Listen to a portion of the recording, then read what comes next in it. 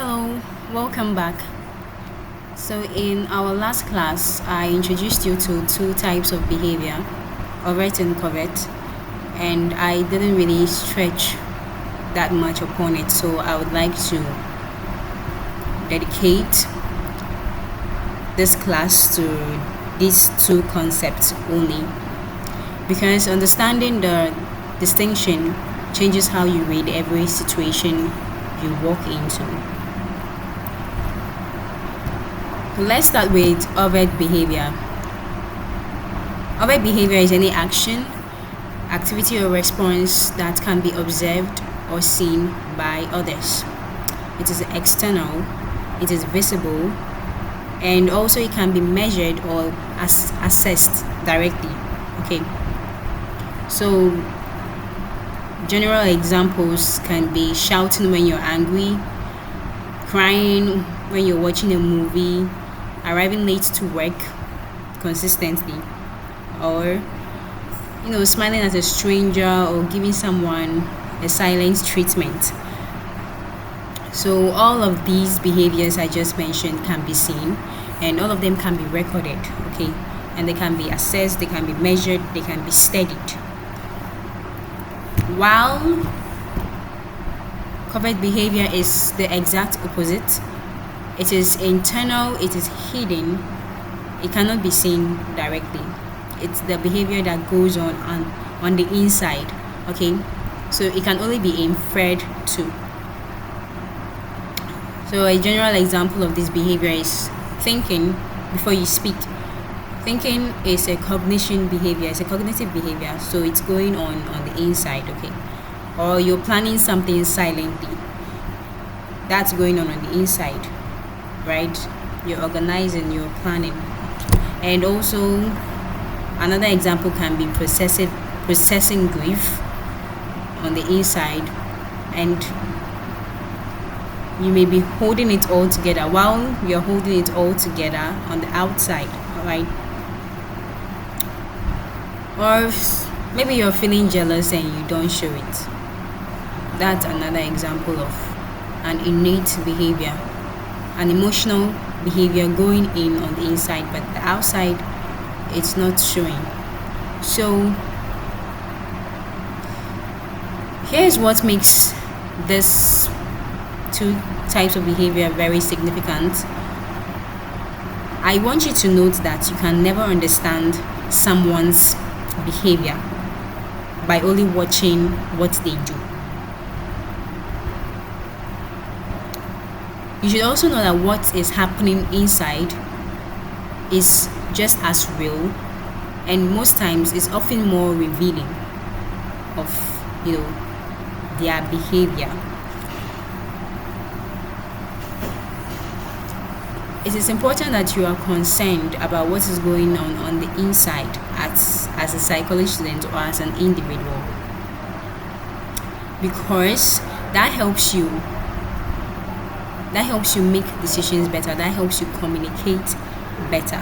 When you think of how, or when you think of what goes inside another person's mind or the behavior that is running on the inside, you are going to be a little bit more careful, or should I say more empathetic, or that makes you psychologically aware that what I'm seeing might not be what is really going on and all that. So let me give you a real life example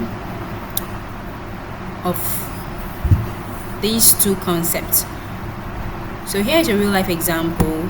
A manager gives an employee critical feedback in a team meeting, okay? So you see the employee nod and say, okay, showing that they understand what's going on, showing that they understand what the manager is saying, and they keep a neutral face, right? The employee looks completely fine. That's obvious behavior. That's what the manager is saying. It's external, everybody sees it. But inside, this employee can be embarrassed, they can be angry, They can be already mentally drafting a resignation letter. Okay, so the manager only sees the overt and just decides or just thinks that, okay, seems like this criticism went well. But that's not it. The employee rather has left that meeting completely disengaged. So as someone with psychological awareness, you should always study the full picture. You shouldn't always just know